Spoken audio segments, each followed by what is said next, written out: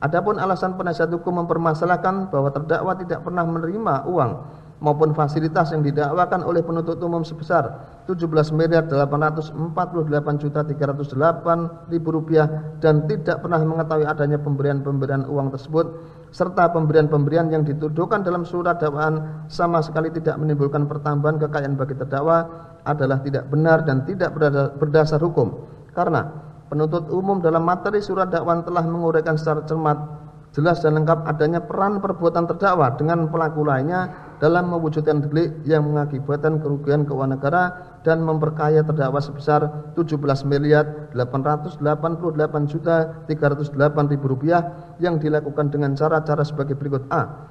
Menerima uang 10 miliar dengan cara menerima uang sebesar Rp500 juta per bulan sebanyak 20 kali mulai bulan Maret 2021 sampai dengan Oktober 2022 dari Irwan Hermawan melalui Windy Purnama dengan cara memerintahkan Anang Ahmad Latif. B.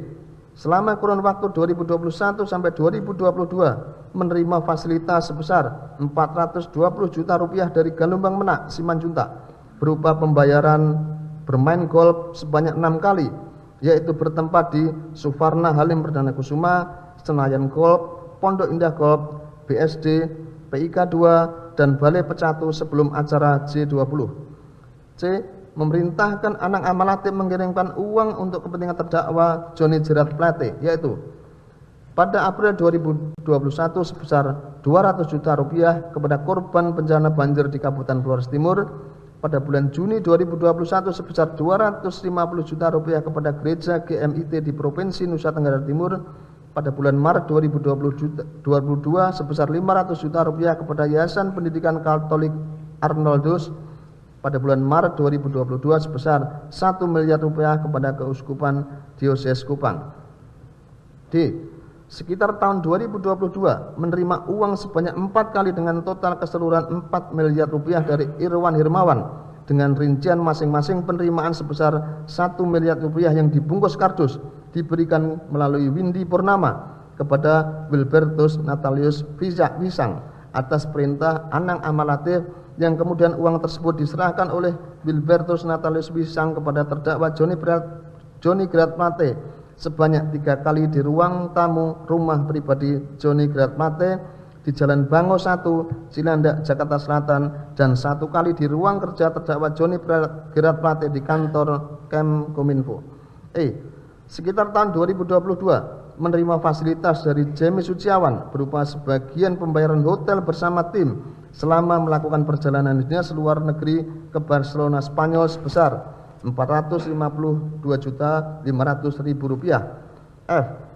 Sekitar tahun 2022 menerima fasilitas dari Iwan Hermawan berupa sebagian pembayaran hotel bersama tim selama melakukan perjalanan dinas luar negeri ke Paris, Prancis sebesar Rp453.600.000, London, Inggris sebesar Rp167.600.000, dan Amerika Serikat sebesar Rp44.608.000. Hal itu sebagaimana penuntut uraikan tersebut mendasarkan pada alat bukti yang selanjutnya akan dibuktikan di persidangan. Dengan demikian, alasan materi keberatan atau eksepsi penasihat hukum terdakwa sudah masuk pada dalam penilaian fakta atau materi pokok perkara yang akan dibuktikan pada persidangan perkara pokok. Maka materi keberatan atau eksepsi penasihat hukum terdakwa tersebut tidak relevan dengan materi keberatan yang telah ditentukan batasannya secara limitatif dalam pasal 156 ayat 1 KUHP. Kami lanjutkan. C. Surat dakwaan tidak cermat dan tidak jelas menguraikan perbuatan terdakwa yang dianggap memperkaya orang lain. Penasihat hukum terdakwa dalam nota keberatan eksepsi sebagaimana termuat dalam halaman 15 sampai dengan 16 pada pokoknya bahwa dakwaan penuntut umum mengenai adanya perbuatan terdakwa yang bersama-sama Anang Ahmad Latif dan kawan-kawan yang telah memperkaya orang lain sudah seharusnya dinyatakan tidak jelas dan tidak cermat. Penasihat hukum terdakwa pada pokoknya beralasan dalam memperkaya orang lain dan perusahaan-perusahaan konsorsium tanpa adanya keterlibatan terdakwa karena pihak yang memperkaya orang lain dan perusahaan-perusahaan konsorsium tersebut bukanlah terdakwa, serta tidak ada kaitannya dengan kedudukan terdakwa selaku pengguna anggaran adalah tanpa dasar dan keliru. Pendapat penuntut umum bahwa surat dakwaan penuntut umum telah memenuhi syarat material sebagaimana ketentuan pasal 143 ayat 2 Huruf B. Undang-Undang Nomor 8 Tahun 81 tentang Hukum Acara Pidana, yaitu A. Telah menguraikan secara cermat, jelas, dan lengkap mengenai tindak pidana yang didakwakan. B. Telah menguraikan secara cermat, jelas, dan lengkap mengenai waktu dan tempat tindak pidana itu dilakukan. Selanjutnya, penuntut umum juga telah menguraikan semua unsur delik yang dirumuskan dalam pasal pidana yang didakwakan, cara tindak pidana yang dilakukan, dan menyebut keadaan-keadaan yang melekat pada tindak pidana.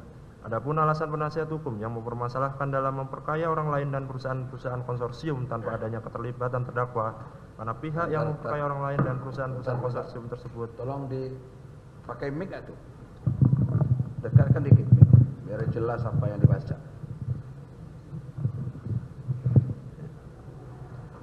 Izin kami lanjutkan, Yang Mulia. Agak digas dikit ya. Siap. Adapun alasan penasihat hukum yang mempermasalahkan dalam memperkaya orang lain dan perusahaan-perusahaan konsorsium tanpa adanya keterlibatan terdakwa, karena pihak yang memperkaya orang lain dan perusahaan-perusahaan konsorsium tersebut bukanlah terdakwa, serta tidak ada kaitannya dengan kedudukan terdakwa selaku pengguna anggaran, adalah tidak benar dan tidak berdasar hukum. Karena penuntut umum dalam materi surat dakwaan telah menguraikan secara cermat, jelas, dan lengkap adanya peran perbuatan terdakwa dengan pelaku lainnya dalam mewujudkan delik yang mengakibatkan kerugian keuangan negara, dan selain memperkaya terdakwa juga telah memperkaya orang lain serta korporasi, yaitu Anang Ahmad Latif sebesar 5 miliar rupiah, Yohan Suryanto sebesar 453.608.400 rupiah, Irman Hermawan 119 miliar rupiah, Windy Purnama 500 juta rupiah, Muhammad Yusriski Mulyawan sebesar 50 miliar rupiah, dan $2.500.000 Amerika. Konsorsium Fiber Home, PT Telkom Infra, PT Multi Transdata atau MTD untuk paket 1 dan 2 sebesar Rp2.940.870.824.490. Konsorsium Lintas Harta Huawei CI untuk paket 3 sebesar Rp1.588.920.955. Konsorsium IBS dan ZTE paket 4 dan 5 sebesar